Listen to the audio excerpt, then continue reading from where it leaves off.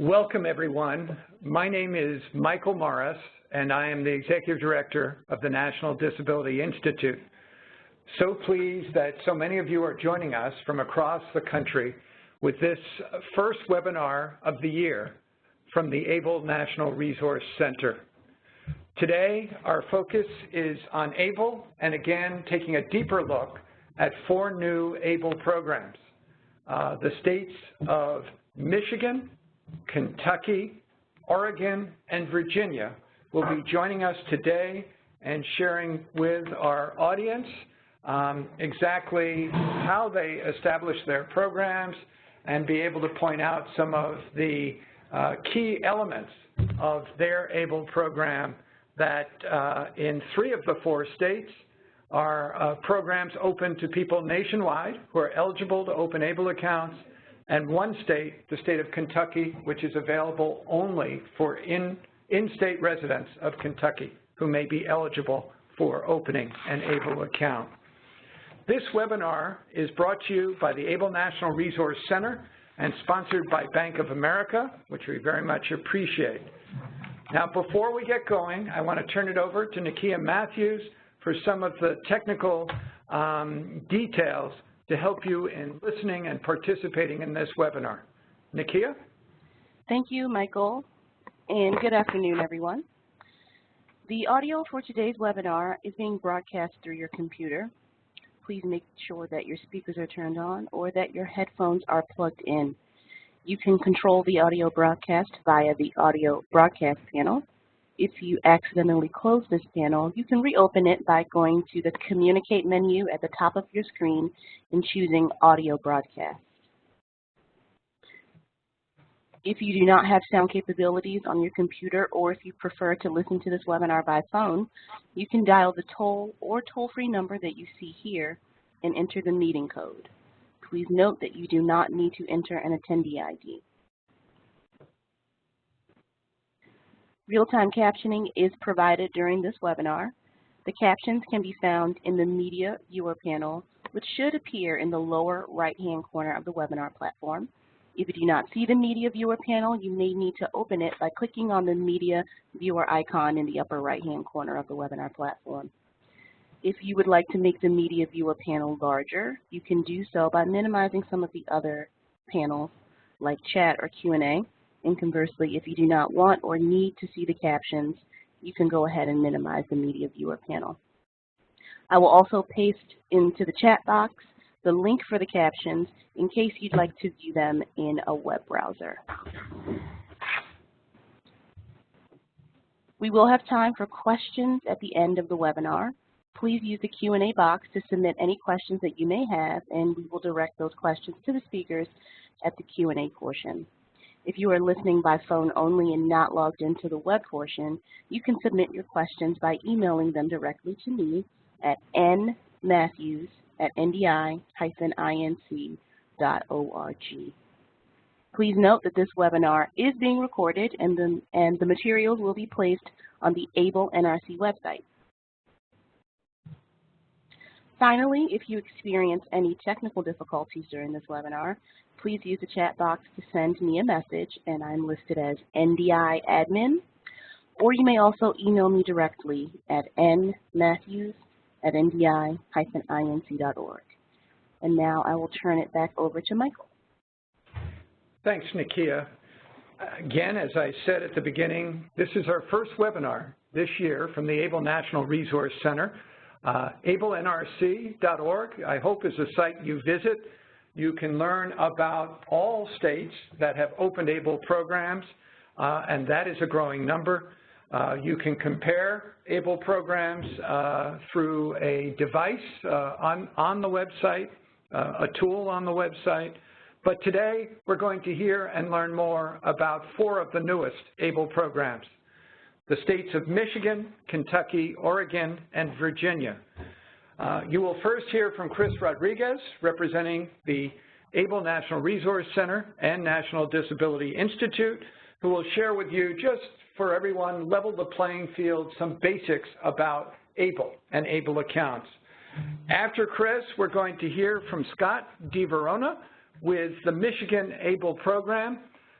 Scott became the Division Director of 529 Savings Investment Programs and Student Loan Repayment Division in Michigan back in 2015. He's been assigned a lead role in bringing forward the Michigan ABLE program. We're also going to hear from O.J. Aleka, I hope I'm close to pronouncing that right, who is Chief of Staff and Assistant State Treasurer to the Kentucky State Treasurer, Allison Ball. And O.J. has a key role in moving forward the Kentucky program linked with the Ohio Stable program. Next, you're going to hear from David Bell. David has helped develop and launch the Oregon ABLE Savings Program and is the Managing Director of the Oregon 529 Savings Network under the Oregon State Treasury. David is the chair of the Oregon Jumpstart Coalition and very actively involved in multiple efforts to improve financial capability for children and youth with and without disabilities in the state of Oregon.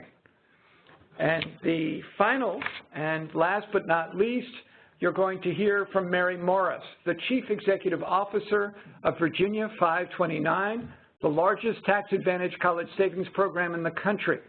On December 19th, the second anniversary of the ABLE Act signed into law, state of Virginia launched ABLEnow.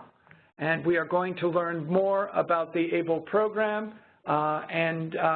As I know, and from working with Mary, Mary is a frequent speaker on college savings, higher education, and now will be as well a major leadership role on disability savings issues. So with that, let me turn it first to the agenda. We'll hear about ABLE basics from Chris. Then we're going to take state ABLE presentations in this order: Michigan first, then Kentucky, then Oregon, and then Virginia. There will be time for questions, and as Nakia said, please use the chat box to put questions there. We'll be monitoring it, and in addition to some questions we have, we will try to get to many of your questions. Again, this webinar will be archived on the ABLENRC.org website. So with that, let me turn it over to Chris with just some basics about ABLE. Some of you probably know a lot already, but I know there are always first-time participants, and we want to make sure you have some sense of the basics about the Steffenbeck Jr. Achieving a Better Life Experience Act. Chris, take it away. Great. Thank you, Michael. So as Michael said, we want to start out this presentation before we get into the kind of the nuts and bolts of the specific programs that we've had the privilege of having on to the presentation today. We want to make sure that we're going over certain type of information that's going to be consistent across all programs. This type of information and characteristics that will be consistent across all programs are there as a result of being in the actual federal legislation. So I want to begin with just very briefly a little bit of history. So the ABLE Act, its formal name is the Steffenbeck Jr. Achieving a Better Life Experience Act, and it became law, it was signed into law December 19th of 2014. And what it basically does, in its very basic sense, is it creates a new option for some people with disabilities and their families to save for their future while protecting eligibility for publicly funded benefits. And those include Medicaid and Social Security type disability benefits. And we're going to go over why that statement says some people and not all people, and we're going to go over specifically what types of public benefits we're talking about. So what is an ABLE account? An ABLE account ABLE accounts are established under a new section called 529A Qualified ABLE Programs. So it's important to note that sometimes you might read literature, you might hear people giving presentations on ABLE, you might hear them referred to as 529A accounts. There's no difference between a 529A account and an ABLE account. They're the same thing, just with two different names. Additionally, ABLE accounts are qualified savings accounts that receive preferred federal tax treatment, and we'll go into what that means here in a little bit. They enable eligible individuals to save for disability-related expenses. We'll go over what eligible individual means and what a disability-related expense is.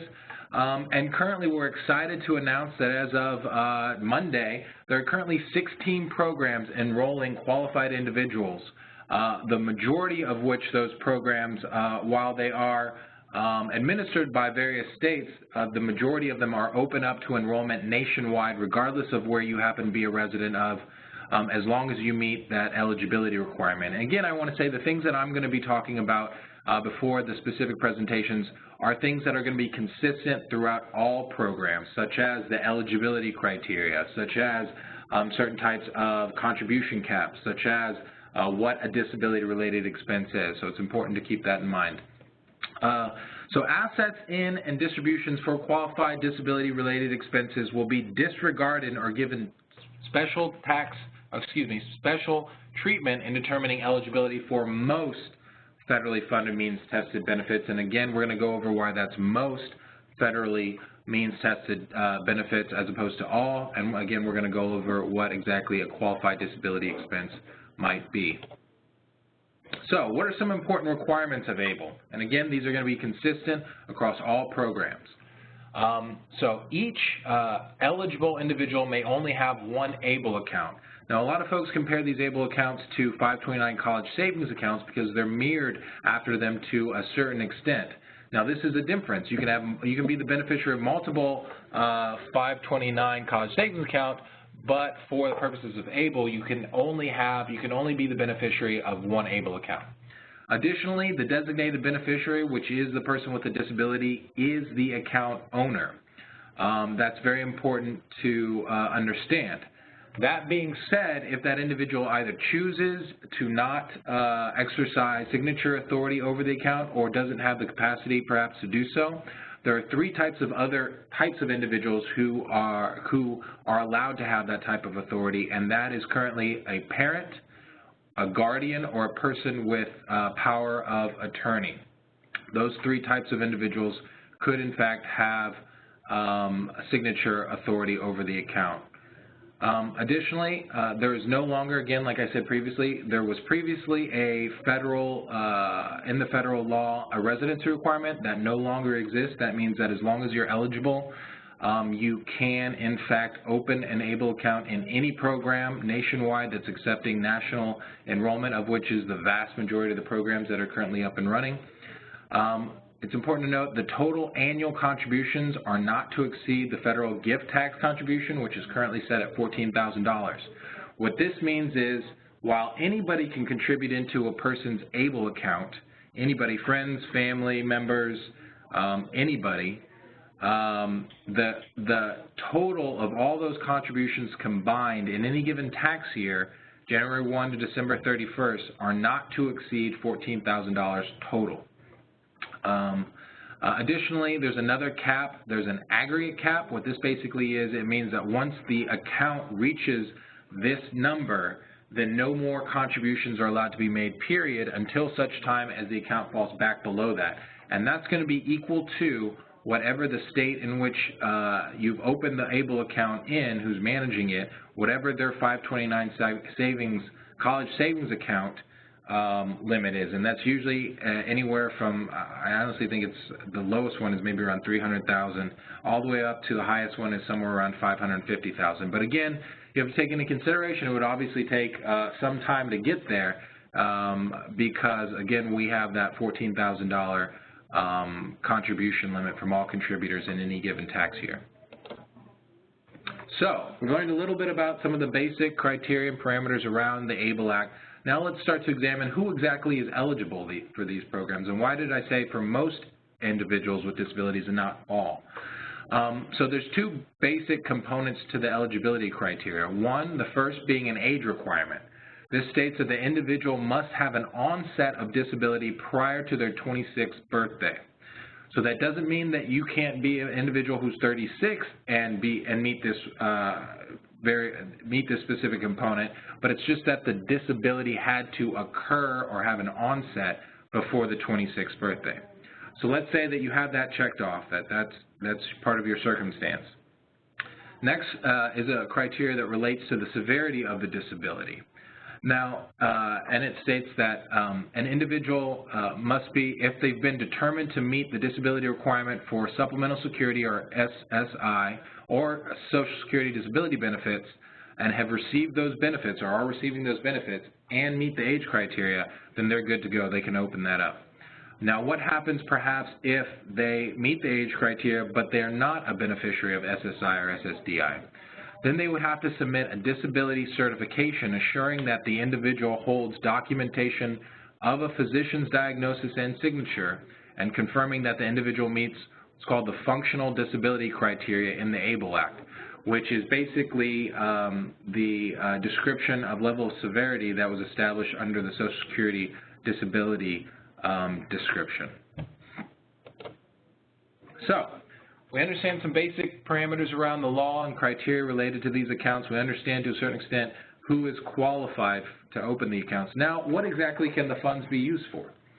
So distributions from an ABLE account may purchase qualified disability-related expenses. So what is a qualified disability expense? These are expenses that are related to the designated beneficiary's blindness or disability and are for the benefit of that designated beneficiary in maintaining or improving his or her health, independence, or quality of life. So as you can imagine, this is extremely broad definition of what you can use these funds for, and we wanted to make sure that was, and that was specifically done on purpose because we can appreciate the wide variety of different needs of people with disabilities, specifically those with disabilities severe enough that would allow them to be qualified to have an ABLE account. So we didn't want to put strict parameters around what this money can be used for.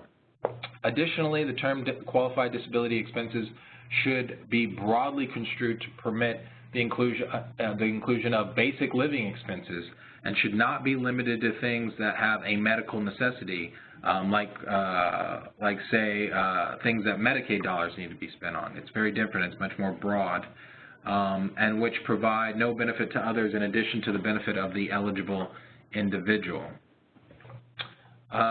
Some examples are some categories that Congress laid out that these qualified disability expenses could fall under. It could be education, housing, transportation, employment, training and support, assistive technology, health prevention and wellness, financial management, legal fees, expenses for oversight and monitoring. Basic living expenses was explicitly stated in the rules and regulations over the law. And it also includes funeral and burial expenses, and then any other expense approved by the Secretary of Treasury under regulations consistent with the purpose of the program. So extremely broad definition, so to make sure that folks who qualify to open up an ABLE account can really utilize them to meet whatever disability-related expenses they may have. Again, so a qualified disability-related expense is an expense that is for the benefit of the beneficiary, so you can't go buying things for your buddies, and that helps that individual increase or maintain their health, independence, or quality of life. That's what it is. It's extremely broad. It is important to note that distributions for non-qualified expenditures will be subject to tax consequences and may affect eligibility for federally funded means-tested benefits. So that's an extremely important point to understand. And make sure that these funds are being used appropriately and responsibly and not jeopardizing anybody's eligibility for those benefits that so often people with disabilities rely on to live as independently as they can in the community. So, how do ABLE account assets impact eligibility for federal benefits? So this is one of the biggest and most extraordinary benefits of having an ABLE account.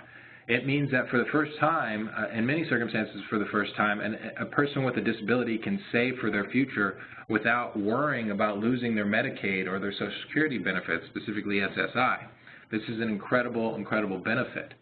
And it's important to note that assets and funds within an ABLE account are to be disregarded, are not to be paid attention to when determining eligibility for most federally funded means-tested benefits.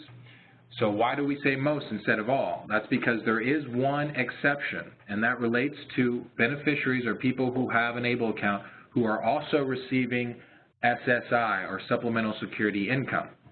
And what the law states is that for those individuals, when the account breaches goes over $100,000, basically, their cash benefit that's associated with SSI is temporarily suspended or suspended indefinitely until such time as the account falls back below $100,000. So that's an important thing to understand. Of course, again, we have to go back to the fact that there is a $14,000 contribution limit per tax year, so it's going to take a little time before people have to take a close look at what they want to do if they are receiving SSI, that cash benefit, to figure out if they want to spend the money in the account so they don't go over, or go over and perhaps forfeit that cash benefit for a little while, or perhaps move their money into an investment vehicle under the ABLE account that perhaps doesn't have a lot of yield, so it won't grow. Which brings me to another point real quick, is that it's important to note that these, in many circumstances, are investment accounts, and people will be expected to make investment choices, oftentimes when they're signing up for the account, but sometimes a little bit after, and I know that the programs will talk about that as well. Additionally, housing expenses are intended to receive the same treatment as housing costs paid by outside sources. However, there's a new SSA instruction called the PALMS, and what it basically says is that as long as a distribution is made in the same month in which a housing expense is paid, then that disbursement will have no effect in terms of their SSI cash benefit. In other words, it will not be counted as in-kind support and maintenance, which is really great. Again, impact on federal benefits. A lot of folks want to say, well, if the SSI is temporarily suspended after $100,000, does that cut off my benefit to Medicaid? No, it does not cut off your benefit to Medicaid.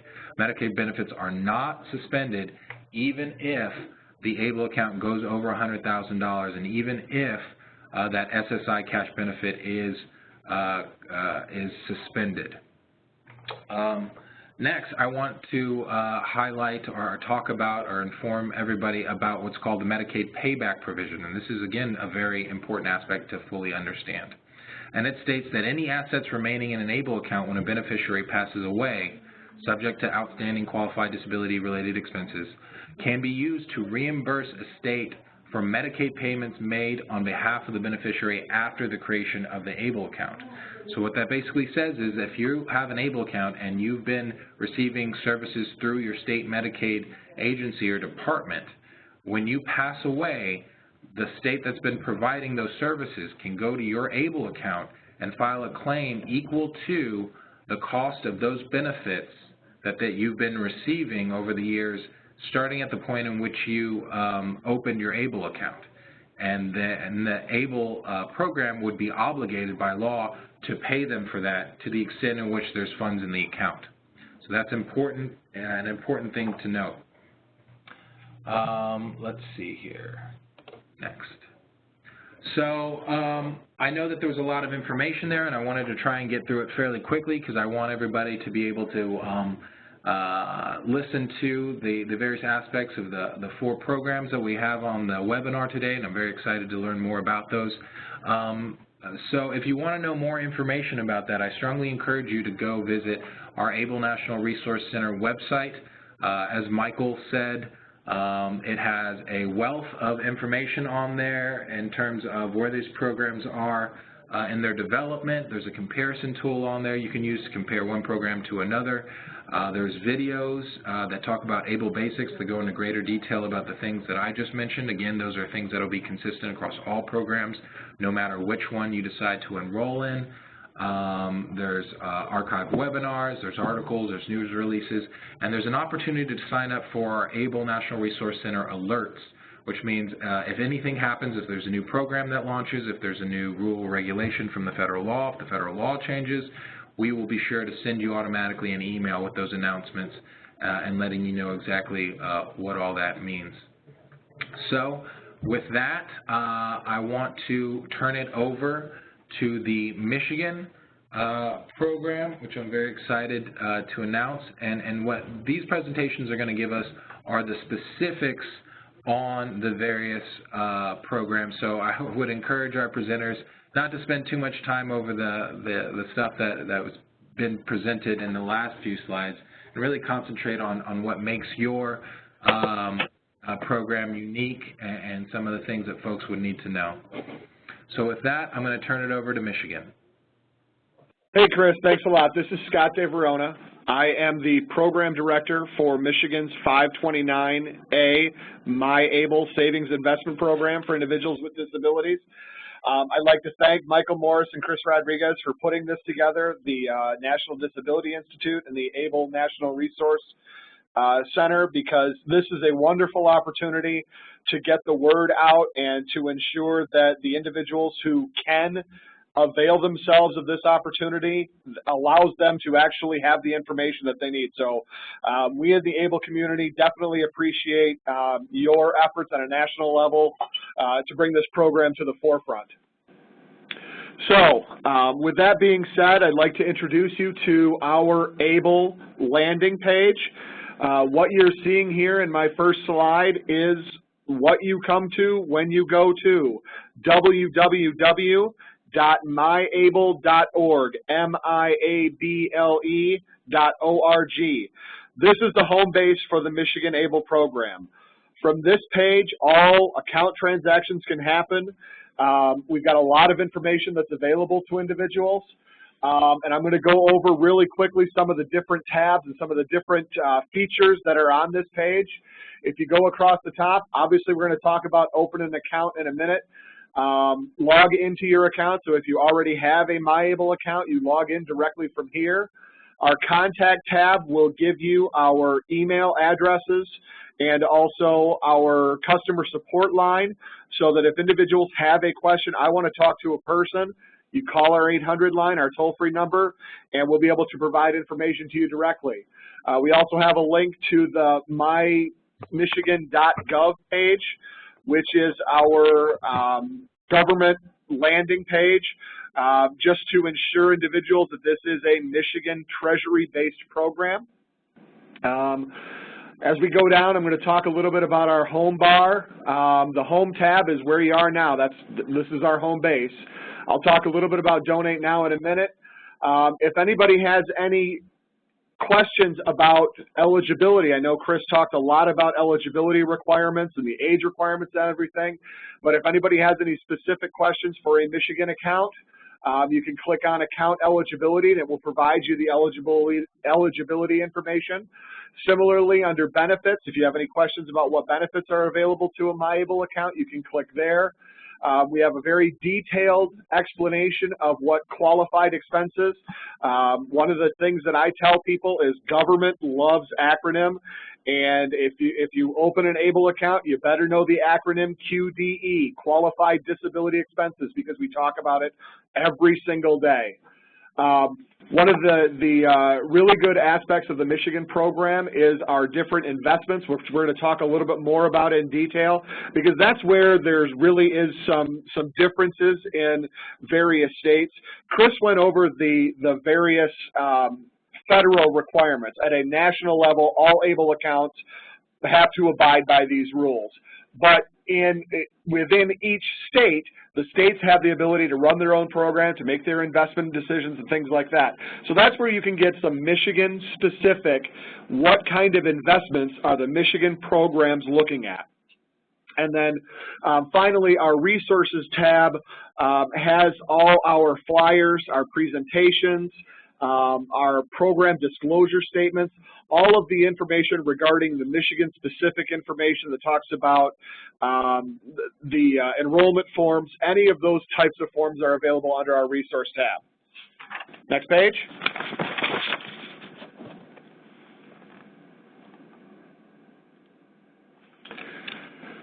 When an individual clicks on, I wish to open an account or enroll an account, the first questions we ask are eligibility questions. And these eligibility questions are essentially the same questions, maybe a little different format, but the same questions that every program is going to ask you.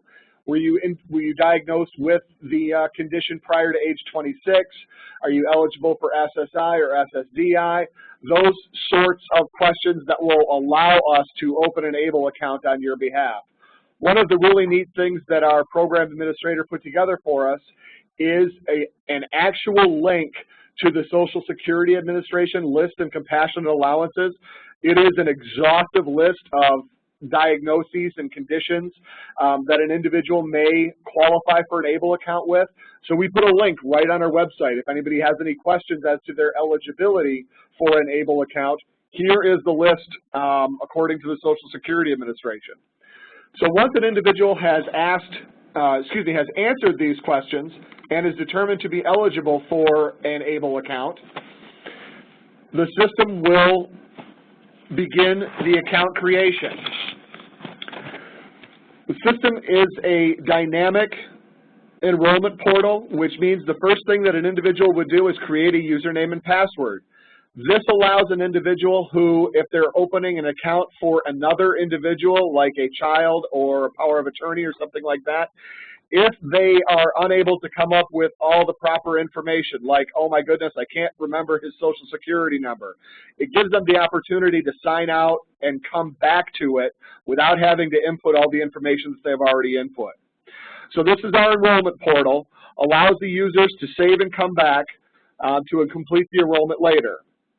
One thing I want to point out, and as Chris mentioned, we do offer the same 3 options for an individual to open an account on behalf of another individual. If they're a parent, if they're a legal guard, a power of attorney or a guardian, those options are on our website as well.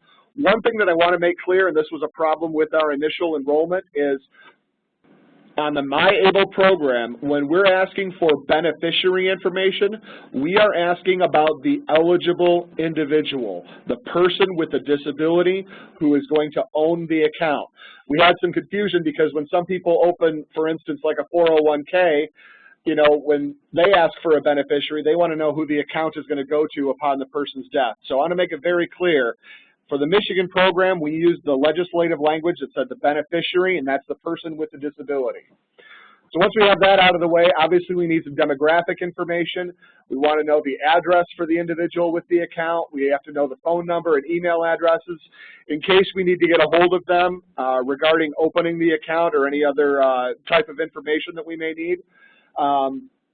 Very similar to any other financial transaction that's happening online, we are required to verify identity through the Patriot Act, things of that nature. We also ask security questions, so if an individual loses their username and password, they have the ability to regain that information by answering their questions. We also have a site key, which is very common under financial institutions, so that an individual can ensure that they're on the proper website and we haven't been pirated or anything like that. So we've talked a little bit about how to enroll. Now I want to talk a little bit about the investments that Michigan is offering. Michigan has 5 different investment options available to MiABLE beneficiaries. They vary in degrees of risk, and they also vary in the costs associated with each option. Each MiABLE option contains a low-cost brand name investments offered by reputable companies like Vanguard and Dimensional Funds. Each portfolio offers diversified strategy to reduce overall risk and allow for full exposure into the financial markets and therefore the financial returns. Now, one thing, you know, nobody can guarantee any type of return or anything like that. So I want to make very clear, and I make very clear in all my presentations throughout the state of Michigan, that there are risks associated with these investments. No one knows what's going to happen in the future, but the bottom line is the MiABLE option is a way for individuals to put money away without jeopardizing their eligibility for other funds, or excuse me, for public benefits. There is no other investment option out there that will do that for individuals with disabilities. So that's one thing I make clear as I'm going around the state of Michigan.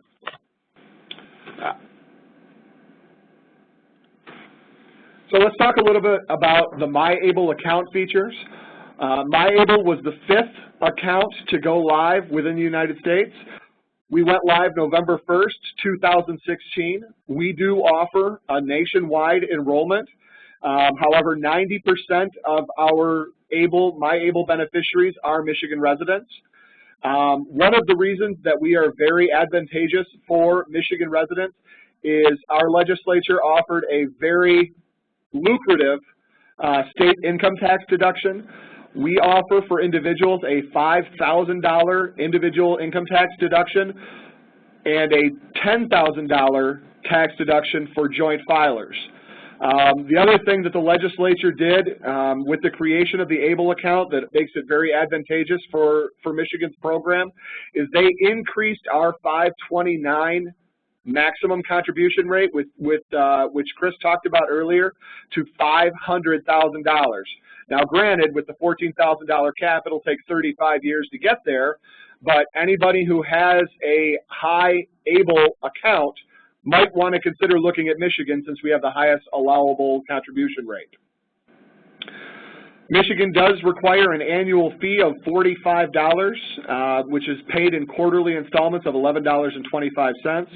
As we talked about earlier, there are 5 different investment options and various risks and costs associated to those investment options. We also offer an FDIC insured account, which is similar to a cash account, which does have a debit card component coming sometime in the spring of 2017. We have not rolled out our debit card yet, but that's hopefully very similar to what it's going to look like when it is offered later this spring. Now, as Chris mentioned, ABLE accounts across the nation are very, very similar in what they can offer and what they can do for individuals with disabilities. States do have some options available to them regarding the types of investments, the types of portfolios, the types of methods which individuals can request funds. One of the unique aspects of the Michigan program that thus far I have not seen anywhere else is the optional public profile. Individuals who create an ABLE account have the ability to create a public profile that allows for individuals, whether it's mom and dad, grandma and grandpa, aunts and uncles, friends, co-workers, school workers, or complete strangers, to contribute to their accounts. So what I have here is actual real profiles of individuals who have created a public campaign on our MiABLE page that solicits donations. It's a great opportunity for individuals, especially if they're saving for a huge expense. You know, I need to save for a wheelchair accessible van. I need to make modifications to my home to make it more accessible. This is a great opportunity for individuals to put the information out there and perhaps solicit donations from anyone who has access to the internet. It's been a wonderful program. About 35 to 45% of our contributors have created a public profile, allowing individuals to solicit donations and to make donations for them on their behalf. It's a really, really simple process for individuals to make donations. It's literally as simple as clicking on their picture, and at that point you are offered a choice of making deposits through ACH or EFT, or sending a check to our trustee. The other neat thing is it does give an immediate receipt for tax purposes. So this is one thing that we were really touting at the end of 2016 for those individuals to make those contributions to get their 529 ABLE tax contributions made before the end of the year. So that's Michigan's program in a nutshell. I will say that Chris did a wonderful job of doing exactly what I have been doing on the road for the better part of the last year. Our MiABLE outreach is ongoing, and it won't stop until I'm told to stop it, basically. If anyone out there, specifically within the state of Michigan, has any events, anything that they think this information should be shared with, any groups of individuals, we've done meetings with parent groups, we've done meetings with disability advocacy groups throughout the state of Michigan, and that includes God's country, the Upper Peninsula, but only when there's no snow on the ground. But if anybody has any events they'd like us to see if we can participate in, please email us at miable.michigan.gov. You can like us on Facebook, just search for Michigan ABLE, and you can also subscribe to our newsletter at www.michigan.gov/MiABLE. And customer service is available from 8 a.m. to 6 p.m. Monday through Friday. at 844-656-7225. And once again, I'd really like to thank the National Disability Institute for putting this program together for us, allowing us the opportunity to share with you the benefits of the MiABLE 529 investment program. And by all means, if anyone has any questions, fire away. Excellent, excellent. I really appreciate that, Scott. Thank you so much. I'm really excited about all the states getting up and running and offering this to folks that are qualified across the country. I have a special place in my heart for Michigan. I used to work there. I know the Lieutenant Governor, Brian Calley, was instrumental and really passionate about getting this program off the ground, and I'm happy to see you guys have put so much thought into it. With that, let me go ahead and move over to OJ, who is going to give us some information about the Stable Kentucky program. Great. Well, thanks, Chris. We appreciate the opportunity in Kentucky to talk to you all about what we're doing here in the Commonwealth. So we are thrilled that we get to be a part of this incredibly new opportunity called ABLE accounts. So in Kentucky, we had the opportunity to be included in something that Ohio was doing, and that is their stable accounts throughout Ohio. Just so you all are clear and in understanding how Kentucky sort of operates, we have had the fortune of partnering with Ohio's Treasurer Office, Treasurer Josh Mandel, because our Treasurer, Treasurer Allison Ball, has such a great relationship with him in the office. We actually had the opportunity to set up our Stable Kentucky program completely free of operating costs for Kentucky taxpayers. So that is something that we're extremely proud of. We can offer a really great service for folks without costing taxpayers additional costs and how to do that. So we're going to go through this presentation pretty quickly. Again, Chris and even Michigan have covered a lot of the information that we would cover, so we want to make sure that we are honest with your time and we aren't taking up any more than we need to. So with that, we will keep going. So of course, we know what the ABLE account legislation is, the federal legislation that was passed in 2014. So we can move beyond this slide. And Stable Kentucky is, of course, our stable plan. So it is a plan that is offered through Ohio's Treasury and through Ohio's stable plan. We get to offer it here as Kentuckians because of that partnership.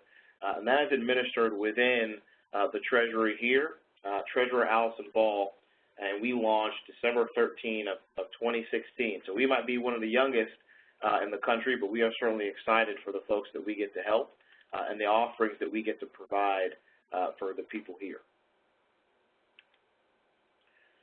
And of course, you're looking at the benefits of the accounts, and those essentially, we talked about them all across the board. They provide financial independence for people with disabilities, and the account, of course, is owned by that individual, and you all see the same kind of benefits there in Kentucky that are offered across the country for each program.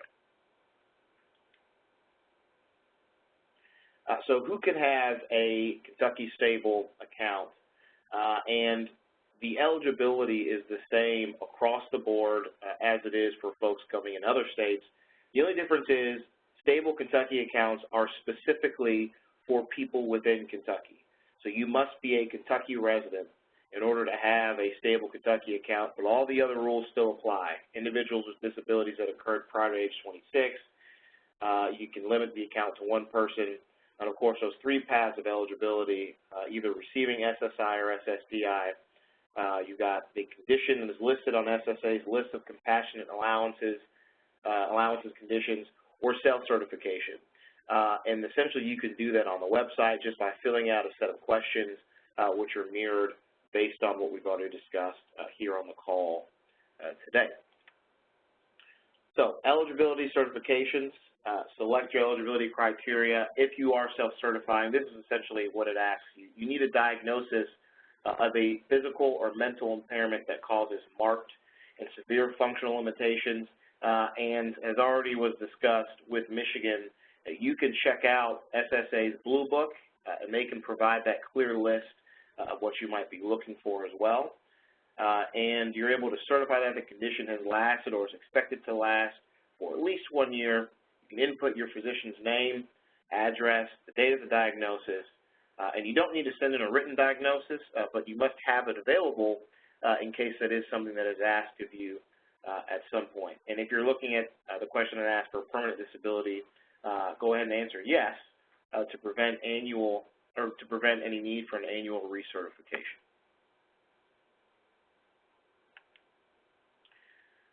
Enrollment. All of our enrollment is done completely online. It is free to do, to enroll, and it takes about 20 minutes to do so. So you can click on our website, which is just StableKentucky or StableKY.com, and you're able to get that set up. It can be done by the individual with a disability, the beneficiary, or the authorized legal representative, which, of course, as we already discussed, is the parent, the guardian, or someone with power of attorney. And the funding for the account. Contributions can come either via an electric funds transfer or a check into the $14,000 annual limit with a $426,000 lifetime limit. And the system automatically rejects excess contributions. I know it's a question that we've gotten before. What happens if I go over that amount? How do I know? Well, the system will stop you. So that way you make sure that you don't go overboard and there's no penalty for doing so. And of course, you're able to provide gifts for folks. If you want to donate to someone's account, you're able to do that. There is an e-gift event opportunity on the website, so you can track those contributions and send thank you notes as well. And of course, we also have the investment options, and Vanguard is the company that we work with. Of course, they're incredibly well respected. They're a company that folks use for a number of different programs and a number of different opportunities, and so we were very pleased that Ohio was utilizing them, and we feel really great about them being our investment company. Essentially, there are 4 different mutual funds that range from aggressive to conservative. We've also got one FDIC insured option where basically your money is protected and it is not aggressively invested. And we talked, of course, already on the call about how to spend stable funds. Withdrawals must be used on qualified disability expenses, which Chris did an excellent job of explaining that and going through what each of those are. And of course, examples: housing and rent, basic living expenses, medical bills, education, transportation, and assistive technology.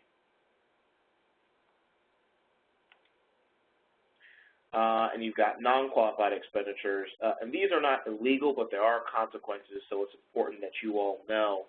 And essentially, it affects your benefits, and we talked about that $100,000 limit and what is affected there with supplemental security income and SSI once you get over that amount. And also, of course, the paying of the taxes plus 10% of the penalty on the earnings portion if you happen to fall in that regard. And so basically, if you contribute $90 to your account and you make $10 in earnings, then your balance is now $100. If you withdraw that $100 but you don't use it for a qualified disability expense, then you'll have to pay the regular income tax on the $10 of earnings plus an additional 10% penalty on those same earnings. And so, of course, you can reach out to us if you have questions there specifically. Spending from the account. Of course, you are able to do withdrawals. They are free. There's no cost to do that withdrawal. In Stable Kentucky, we won't ask you what you're spending your money on, but the benefit agencies and the IRS certainly can. So you want to be mindful of that when you're making those expenses. And also, you are able to transfer money from your stable account to a personal checking or savings account. So if a friend or a family member uploads some money into your stable account, you are able to move that money into a checking or savings account. You can also transfer it to your stable card. So the stable card is an uploadable card that you can use for particular expenses. And it's basically like a loadable debit card. It doesn't pull directly from the stable account, so there's not an unlimited amount of money on there. There isn't the full $14,000 if that's what you've got in your account on there. You must upload it. And the reasons why we wanted to make sure we did that is to protect individuals against fraud. If someone loses a stable account or if someone tries to take advantage, there's only that limited amount of money that could be pulled from it. And, of course, there is an online spending record, so you're able to notate your expenses. You can say whether or not they are qualified or if they're not qualified, which helps in terms of labeling the expenses that you're using. And, of course, there is a protection, the limiting of merchants and no cash access and no overdraft. So basically what that means is that if you put $100 on there and you plan to spend $110, it won't allow you to spend that extra $10. That way you aren't harming yourself financially and you aren't putting yourself in a difficult situation. And what it means where it says no commingling of funds with other accounts, essentially that means you can't upload money from any other accounts to the stable account card. And of course, SSI Considerations, Chris did a great job of talking about this already with the $100,000 account as a resource, and SSI is merely suspended but not terminated. That's an important part we want folks to know. And your wages still count as income, even if it's contributed to a Kentucky stable account. So if you are earning money and you decide to put it into a stable account, you, of course, will still be taxed on that income the way that we tax here in Kentucky. And if you hold on to the money from one calendar month to the next, and then housing expenditures and non-qualified expenditures count as resources, essentially what that means is if you have a particular expense that month, say if you're going to pay a mortgage bill or a car bill and you pull that money out, you want to make sure you're using the money that you pulled out if you put it on the stable card or what have you for the expenses that month. Because if you just have it open, then that could in fact be considered an expense that would be counted as a resource. So Medicaid considerations, of course, this has been discussed as well, so I don't want us to get into too big a detail here, but essentially there are things that you are able to pay for before Medicaid has a chance to use the payback option. And of course, payback is only from the date that the account was opened. So say, for example, you had $50,000 that you got from Medicaid prior to opening a stable account 5 years ago. Well, if you open a stable account 2 years after that, the money that you had gotten from Medicaid would not be part of what they could take back in a payback situation. And of course, the account cost. So this is specific to Kentucky. Online enrollment is free, as I mentioned before. There is a $50 minimum deposit to open an account, and there's a $1 minimum for all subsequent deposits. And there you see the monthly maintenance fee. So it costs $5 a month, $60 annually to maintain the account. And with the investment portion, there are asset-based fees, which are between 19 basis points and 33 basis points, which are the same as Ohio residents as well. So it is very good. It's an extremely good system that we've got set up here in Kentucky. So again, a lot of questions come up about a stable account versus a special needs trust. They are not in competition. They are, in fact, complements of one another. They're just some basic benefits to setting up a stable account. Of course, it's cost-effective. There's broader spending power, which you're able to use that money on, for example, housing. It's an easy account to access or close. There's no federal income tax on the earnings, no separate returns to file, and they can be established, administered, and owned by an individual with a disability, which the ownership piece is important. But we also do want to highlight that special needs trusts are not bad. For example, you cannot put property in a stable account. So you want to make sure that property is going somewhere. So if you've got a special needs trust, that would be good to set that up if you are certainly able to do so. And that's essentially the end of our presentation for today. Again, some helpful resources. If you have questions about customer service, you can go to team@stableaccount.com, and you see our 1-800 number there. And also check out the website, stablekentucky.com. I know that there are groups that are interested in having presentations for stable accounts in Kentucky. I just typed into the group chat there for stable Kentucky presentations. Go ahead and send an email to stablekypresent@ky.gov. What that allows you to do is to make sure that you are able to have us, either myself or Samara Heverin, who will be leading a lot of our stable conversations going forward. That opportunity is there for us to come present to your group, to your association, to your organization, to your school, to your community, whatever you need from us. Our goal within Treasurer Ball's office is to make sure that we can provide this resource to people as best we can. This is an incredibly important resource. Nearly 700,000 people in Kentucky have a disability. That is a community that is extremely important to the Treasurer, and so we want to make sure that we're doing everything that we can within our office to be available to you and to make sure that everyone can take advantage of a really great service, doing a very good thing, which of course is important to the Treasurer to make sure individuals have the chance to save and invest their hard-earned money or gifts that are given to them. So again, we appreciate the opportunity to be on the call today. That's all we've got, and any questions we can answer, we certainly will. Excellent. Thank you, OJ. I really appreciate that. We're very excited to have Kentucky thinking creatively about how to pair up perhaps with other already established programs such as Ohio, obviously, to be able to allow these benefits under the ABLE Act to their folks, and we're very excited. Thank you for speaking on that today. So next, I want to quickly go to Oregon with David Bell. I'm very excited. We've done a lot of work together with the Oregon ABLE Savings Plan, as we have with a number of other ones, but and I had the pleasure and the privilege to fly all the way out from D.C. to Portland to help in the inaugural unveiling of this program. So with that, David, go ahead and take it away.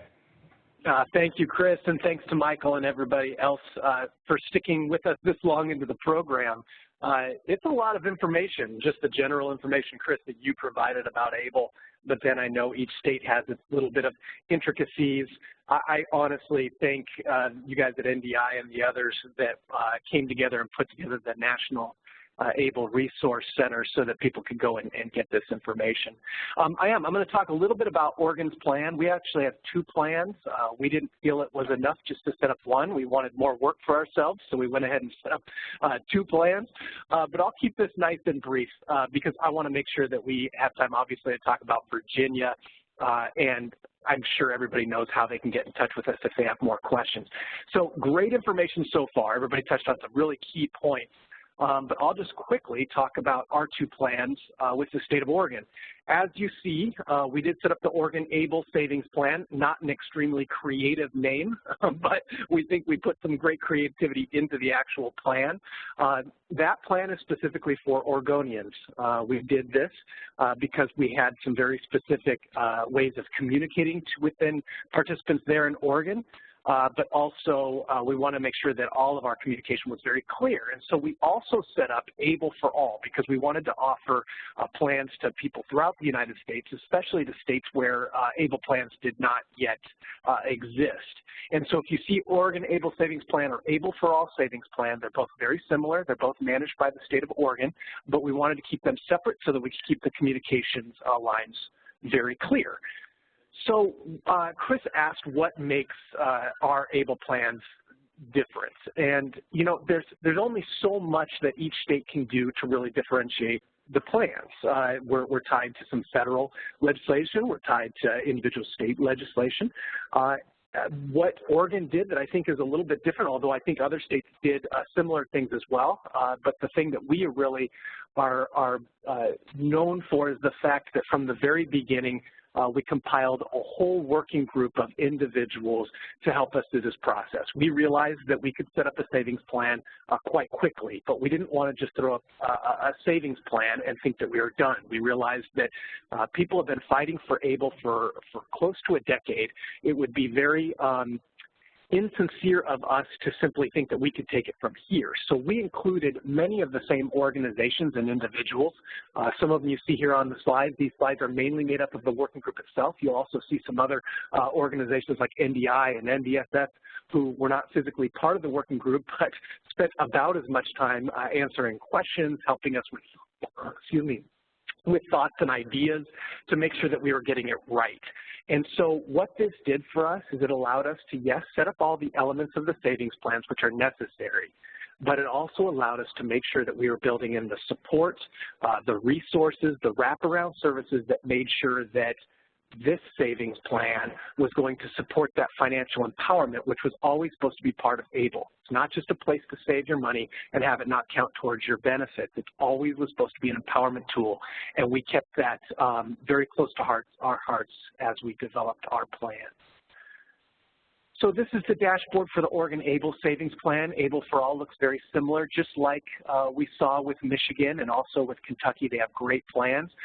We work very hard on this part of our website. We call this our general main website to answer your questions and make you feel comfortable that this is the right plan for you. Honestly, it's going to really come down to your personality. If you're very focused on where your money is going to be invested or saved, you're going to want to really focus on the plans and look at that aspect of it. If you're very cost sensitive, you obviously want to look at that side of it. If you're very focused on making sure you have support and services, look to that side. Again, like I said, ABLENRC.org, which is the ABLE National Resource Center, is a great place to compare all of our plans. Our plan, I think we took a lot of effort and work on all of those areas, but again, it was really the wraparound support and services that we really focused on. So we tried to make this a very simple and fun website. Not only that main website, which I just showed you, but also our back-end website. This is the place, this is your account. This is where you get to manage all of the aspects of your account. We worked hard to make sure that you could customize it, make sure that it speaks to you. You get to decide whether it refers to you as a he or a she. You get to upload pictures. You get to name your account. It could be your, in this case, Alex's awesome account. But we wanted this to be a place where you come back to, because ABLE should be a place where you get to set goals for yourself. They might be short-term goals. They might be long-term goals. Well, let us help you get there. And so on this back-end part of the website, your main login, this is where you get to track your goals. You get to, order a prepaid card if you want. If you don't, you can make different withdrawals and transfers. But we want all of this to be part of a process that helps you be able to reach your dreams. So we're building out and constantly building out new areas for you to be able to do that. We have, just like others have mentioned, different places for you to put your money. We could have created more, but we actually heard from many within the working group and others to keep it simple at the beginning, and we can expand it out if we need to. As others have, we have an FDIC-insured cash option. This is a great place for people to put money if they want to utilize that money soon, or maybe they're not very excited about investing their money. So we have that option. We also have 3 different investment options, and as people have mentioned so far, they're mixes of basically Vanguard funds. There's one DFA fund in there, but you can see right here, and you can go to our website to see. Basically, we help guide you into the areas where you might want to choose, but you ultimately make the decision on where you want your money to go. Again, we want to make sure that this plan fits your life so that you're able to reach those dreams and those aspirations. We have a different fee structure for Oregon and for our national plan. In fact, we're actually working right now with our provider. We work with BNY Mellon. Each state works with some different group to help launch their plan, to help manage the funds and such, and be the record keeper. We work with BNY Mellon and their smaller subsidiary called Someday. We're already in negotiations with them to see if we can do a better deal, and they want to do a better deal. We want to drive these costs down, and of course, the more people that we get into our plan, the lower we can lower these fees. You can see there's 2 different sets of fees here. There's an annual fee for the Oregon ABLE Savings Plan, which is $22.50. And then there's an annual fee for ABLE for All, which would be people who live outside of Oregon. It's currently set at $55. And you'll see the asset-based fees, which people were talking about. These are very low. Thank goodness all of the states were able to keep these fairly low. You see ours range. It depends on which investment option you choose, but they range from 0.3 to 0.38% annually on the assets there. And you can see that there are a small other amount of fees that might come into play. These are very similar to the other plans. Please, when you're researching these plans, there's something called a disclosure booklet. It's not fun to read. They're long. They're a little bit of legal speak in there, but we tried hard to make ours fun. But take a look at those, because that's really where the nuts and bolts of each of the accounts take place. So make sure that you're looking at those so you know exactly what you're getting into. And if you have any questions, please reach out to us. I think all of us within these state plans have an open door policy. So if you have questions, let us know. That's where I want to leave it. I know I didn't go as long as I probably could or should have, but I want to make sure that we have plenty of time to get to Virginia's plan. My contact details are up here on the screen. That phone number rings through to my cell phone, so even if I'm traveling like I am now for work, you can reach me. There's also my email address. But please go on to OregonABLESavings.com or ABLEforall.com to find more information about the plans. We just want to make sure that if you do go with us, that we're the right fit for you and that you have everything you need in order to reach those ultimate dreams. So Chris, thanks for this opportunity, and thank you everybody for sticking on this long. I'm excited to hear from Virginia as well, and I appreciate the opportunity from hearing from the other states. Great, great. Thank you, Dave. I really appreciate you taking the time to join us today and giving all that great information about the hard work that's been put into the Oregon plan. With that, I want to transition into the ABLEnow program, which is a program run by the state of Virginia. And with that, we'll have Mary Morris. Hey, Chris, thanks so much. Thank you, David. I'm happy to hit clean up here on this program, and I think I can zip through pretty quickly. So we save a few minutes for some Q&A. I think you all are set up for that. So the first thing we ask is, what's ABLEnow? Obviously, we've covered a whole lot of information, and I don't know if I advanced slides or not. But ABLEnow is a Virginia-sponsored ABLE savings program. One of the things, as several of the programs we've heard from so far, we are open nationwide. I think everyone sort of went back and forth on that. I think it's one of the reasons that it took a while for many programs to open. I know that was the case for Virginia as that rule changed right at the end of 2015. You know, how you build the program and some of the decisions that you make really depend on all of us when we were thinking we would have just a state program versus a program that might appeal more broadly, which allows us to just serve more people, and you know, states that may not have a program ever or don't have one for some time that have some other opportunities. And so Virginia is happy to be able to offer ABLEnow nationwide. It is administered ultimately by Virginia 529, which is the country's largest college savings plan, and our newly expanded mission to meet the savings needs of persons with disabilities. So we've really enjoyed over the last several years learning about the disability community, figuring out, you know, again, what David and others have iterated. We have spent considerable time as we've developed the program talking to stakeholders in the disability community, trying to make sure that what we offer is something that is helpful, that works for people, that gives all those nice tax advantages, as well as the protection for means-tested programs, and is also easy and simple to use and provides some of the record-keeping features and keeps the costs down as much as possible along the way. And I will reiterate, I think, what others are saying. I'm sure we will all be looking at ways, once we have some experience in the programs, once they have grown a bit, we have some accounts and we have some assets, I know we all will be looking to drive our costs down even further. I was one of the proponents of wanting to have national programs, because I think that that bit of competition will always keep us all working to keep our fees as low as possible and our programs as robust as we possibly can to serve the greatest number of people. One of the features that I guess sets apart, and you will find a lot of similarities in these programs, and some of that is one, because we have talked a lot and we've listened to folks who are telling us what they need. A lot of it has to do with some of the restrictions that Section 529A, which gives us our tax opportunities, put on us. And so a few differentiations, and one of the things I wanted to focus on with ABLEnow, I think the one thing that is different, I think, from all the other programs, at least as I've read them, is that our FDIC-insured interest-bearing deposit account is a part of the ABLEnow account. We work off of what I will call an HSA platform. For those of you that are familiar with that, a health savings account. We're very similar in the way we operate in that the floor for your account is this checking account. It's an interest-bearing account.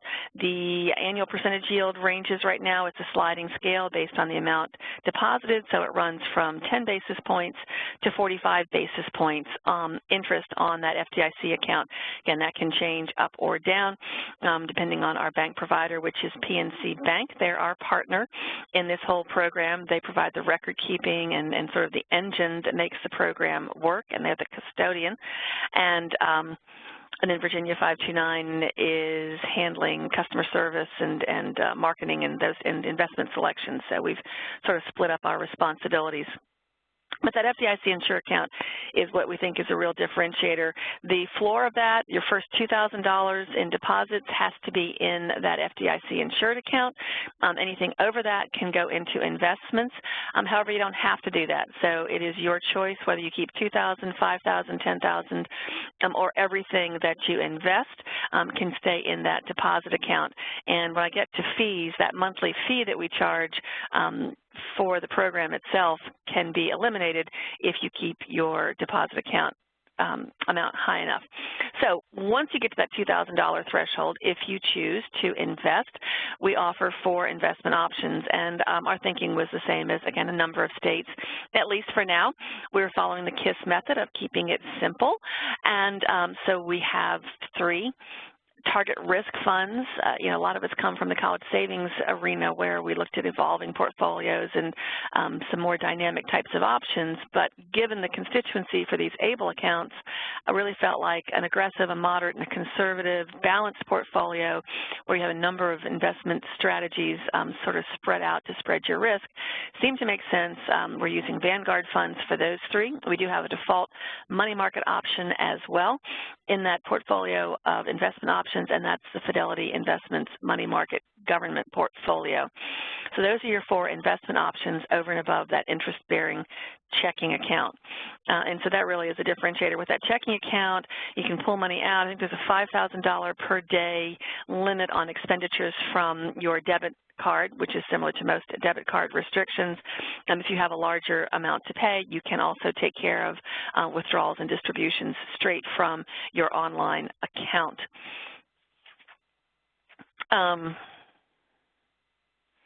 So as we go through this, so get to the account costs. Again, no enrollment fee, no minimum contribution, trying to keep those down as much as possible. We can go on to the next slide. Mine hasn't changed. Sorry. The account service fee is $3.25 per month. I guess that works out to $39 a year. It's assessed in that way. That fee is waived for accounts that maintain a balance over $10,000 in that deposit account. So if you want to have a program that has no fees at all, then there is a way to do that.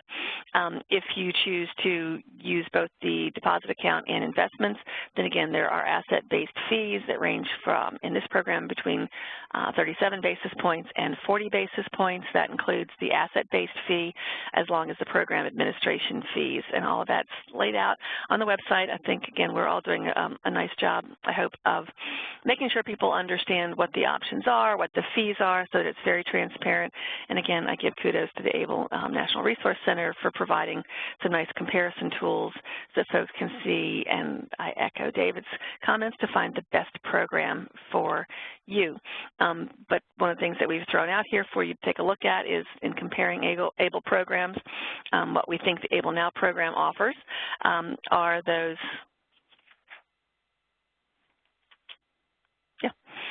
competitive, low fees, as low as possible. They are the same for all account owners, and that's something I think you've seen in different programs, different philosophies on that, whether the fee structure is different for in-state and out-of-state programs, and you can find options for both in these programs, but our decision was to have the same fee structure for all of our account owners. A straightforward account opening. We can go on to the next slide if someone's moving those. and we're enhancing that. I think that's another thing that you will see from all of these programs. We are continuing to enhance the programs, and our onboarding process will be becoming even easier, we think, as we move forward over the next month or so. The FDIC insured interest-bearing deposit account, which is a part of the account so that you don't ever have to transfer money out in order to spend it, so that just, we think, lessens the record keeping in terms of tracking what expenditures are being made directly from your ABLEnow account. There are state income tax advantages for our Virginia participants. I think a relative handful of states have a state income tax advantage now, so definitely check that. If your state has a plan and you have a state tax advantage, then that is certainly something to take a look at. One of the things that's not listed here that is coming, I don't like to put things down until we know for sure we have them, but late first quarter of 2017 will be our contributor portal, and that will provide, we hope, some really nice ways to allow families and friends to contribute to an ABLEnow account to set up protected contributions. You won't have to share your account number or anything like that, but friends and family can make contributions to the account. So we're really excited that is not available just yet, but it will be coming hopefully in the next month or so, and will be a way to log in and make contributions. Because we really do think that that's going to be a large way in which ABLEnow accounts grow, so that the GoFundMe, the public account option that y'all have, is pretty interesting. I haven't seen that one before, so that's, I think, again, you're going to see a lot of innovation in these programs and ways to help families grow these accounts as much as possible so they can be the maximum service and assistance. So finally, just I've got a slide back here on receiving and sharing information. I think that's always good, so we encourage everyone to visit us at able-now.com. You can subscribe for updates. Follow us on at ABLEnow VA on Facebook and Twitter. I'm a slow adopter, I guess, for Facebook and Twitter, but I'm becoming more of a fan. And we try to post articles and information that's of interest, not just things related to the accounts, but things that help build a community. That's one of the things I think we have found in working on these programs is that I think I often say disability community. It really should be disability communities because there are many communities, but it does have that feel. And so Facebook and Twitter really lend themselves to that, and we will try to build communities with our social media outreach. And again, always help spread the word. Share information about ABLEnow, about any ABLE program with your friends, family, and community groups. That's going to be a challenge. You know, we know that the sort of broad knowledge about ABLE accounts is still not there, and so we're trying to work with all of our colleagues, some of the things that NDI is doing, that the ABLE National Resource Center is doing, national organizations that we all work with, trying to get the word out. I'm trying to get the media to pick up on ABLE accounts and make sure that people know what they are so they can start looking and thinking about whether this is something that can help them. And so again, we've got some basic information. If you have any questions for us, able-now.com. We've got our customer service address down there and our toll-free number. So if anybody has any questions after the fact, please feel free to reach out and let us know. And that's all I've got. Excellent, excellent. So Thank you, Mary. I appreciate everybody taking the time to join the webinar today, our presenters, Scott, OJ, David, and Mary, for all the time and work that I know you've all spent in terms of trying to get these programs up and running. We're very excited again to see 16 states having launched programs thus far, and we expect to see several more in the coming months. We're hopeful that at least half the country is going to have launched programs by the end of this year, if not by the summertime. So we're going to continue to do webinars not unlike the one that we have today. In fact, we'll be doing another one in February on another group of states that just recently launched. But I do want to address a couple questions, and again, I think the presenters who I can see have been answering questions as they've been bubbling up in the question queue, and I appreciate that. But I do have a couple that seem to be reoccurring that I would like to address. A lot of folks are curious about what might be the benefit of waiting until their particular state opens a program. Are there incentives? Are there disincentives? And I think as Mary touched on this one, and I think it's an important point, it's important to figure out whether or not your state is offering a state income tax deduction. I think that would be one of the larger considerations, perhaps, that somebody would want to take into consideration when determining whether or not there's a benefit to stay with their actual state's program or to perhaps venture out and go look at other states. It's important to note that while, again, there are no tax incentives for purposes of federal income tax, there may be state income tax deductions related to contributions made into an ABLE account in that individual's own state of residency.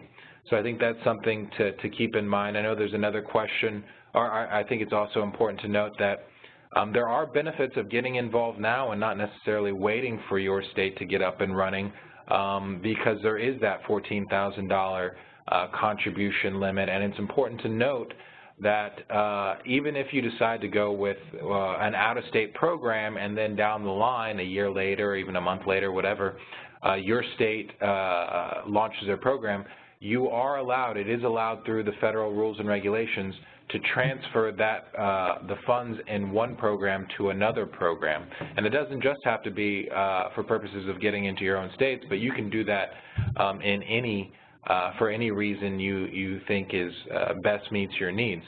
But you might want to check out also, and this is included in our comparison tool, there may be fees associated with that transfer. Again, I would argue that the majority of fees that are associated with these accounts across the board are extremely modest, and again, I applaud the programs for thinking creatively about how to keep the cost down. So if there is a fee, I don't anticipate that it's that taxing, but it is something to keep in mind. We also get a frequent question as to whether or not you can roll over a 529 college savings account into a 529 ABLE account. And unfortunately at this time, that is not allowed. If you wanted to get the funds out of a college savings account into an ABLE account, you would have to liquidate, make an unqualified dispense from the college account, pay the applicable penalties and tax consequences, and then make a contribution into the ABLE account, and that contribution would still be subject to the $14,000 annual cap. That being said, I think the disability community, along with the 529 community, has seen the benefits in allowing that, and there has been legislation filed to allow for that, and I know that a lot of groups are supportive of allowing that. Let's see here. Some other questions that we're seeing in the queue. Are there anything that a comparison between a special needs trust and an ABLE account? Now, we touched on that a little bit in a couple presentations back, but there are, again, I think what needs to be reiterated, which was highlighted by one of our presenters, was the fact that these are just two tools to try and accomplish similar things, and that's to say for the future of an individual with a disability without jeopardizing their federally funded benefits. There are pros and cons of each, some of which were talked about today, but I would encourage folks who really want a more in-depth view of that to go to the ABLE National Resource Center and go to the archived webinar. That was such a prominent question that we decided to do an entire hour and a half on comparing ABLE programs to special needs trusts to pooled trusts. So again, I would definitely encourage folks to check that out. Here's another good question, and I want to present this, ask this to the presenters. Maybe Mary, you can help us with this one. Folks are curious, if you have, let's say, $5,000 in an account, do you have to put it all into a single investment option, or can you divide that up into multiple portions, investing in different investment options that are provided? Right. It can be divided up. Can you all hear me? I think it looks, says I'm unmuted. Yep.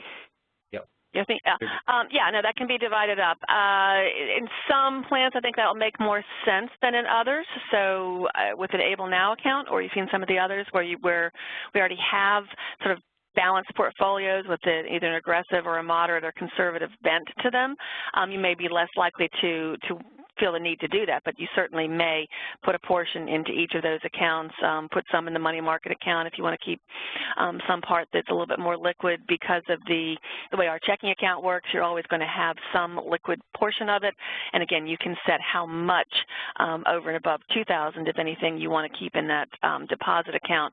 But some of the programs that I've seen that have a wider array of options, then I think you could probably put together, and again, we may add, I think it's likely that we will add other options as the program grows and as we see the types of investments that people are interested in and really how much these things are growing, so that if you had, let's say, an all-stock portfolio and an all-bond portfolio and an international portfolio, let's say, you might want to select among those and essentially create your own balanced portfolio.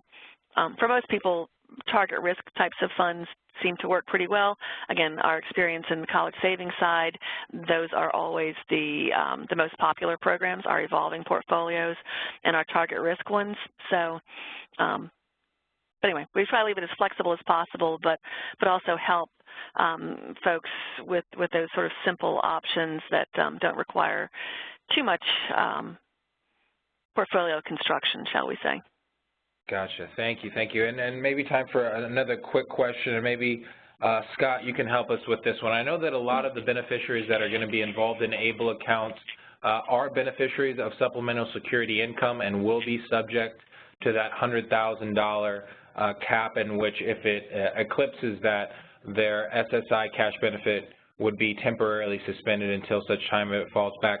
Now, what is it the plan, and I know that we're still years off because of the $14,000 cap, but would it be the plan of the Michigan ABLE program and other programs to notify an individual that's on SSI when they start to approach that? And then what decisions might they make in order to maintain their SSI? Well, one of the things that an individual can do is to begin utilizing those ABLE resources to remain under that $100,000 threshold. Yes, we do have notifications for both an annual contribution when they're nearing that $14,000 limit. We let them know, hey, you're getting close. Obviously, we don't have anybody who's near the $100,000 threshold, but yeah, we can set up alerts to those individuals as well and let them know that, you know, they may need to start thinking about making some different choices with their ABLE assets so that they can continue to maintain that monthly benefit check that they're used to. Excellent, excellent. And then just a very last question, because I know a lot of folks are concerned about this one, and I saw it was answered, but I want to make sure it's addressed on the call. And David, I think you answered this over the queue. Folks are curious about the Medicaid Payback provision. Is that something that was established on the federal level, or is that something that the states have discretion over? That is a 100%. That is the first question I get at every single presentation, and it is a federal provision. There's not something there's not anything that the states created for that. Once again, this is Scott from Michigan, and I'll let David answer as well. Okay, go for it, David. No, Scott did a great job, and I've been trying to answer some of the questions in the queue. I know, Chris, you and your team do a great job of that. I'm just actively participating. But yes, it is something that was set forward in the federal legislation. I know some states are looking to see if there's ways to either minimize this effect or even possibly exclude it from their state. I don't think there's been any solid answers to this, but we'll keep everybody posted. For some, this is a big issue, I mean, obviously, and then others, not as much. And so take it into account when you're looking into ABLE, but right now it is something that's there and you need to plan for. Excellent, excellent. All right, I think with that, that's all the time we have. Again, for folks that have further questions, especially about specifics of any given program, you can always contact the specific program. If you have more broad questions, I would encourage you to go to the ABLE National Resource Center website, where there is a question portal. You can submit questions through that, and we'll get back to you. Or you can certainly contact us here at ABLE National Resource Center in NDI. Again, thank you so much to Scott, OJ, David, and Mary for participating and offering your expertise, and for all your hard work related to the development of these programs and your dedication to people with disabilities and their families. And with that, thank you everybody for joining and participating. We look forward to having you participate again and register on our next webinar taking place in February. Thank you. Thanks, Chris.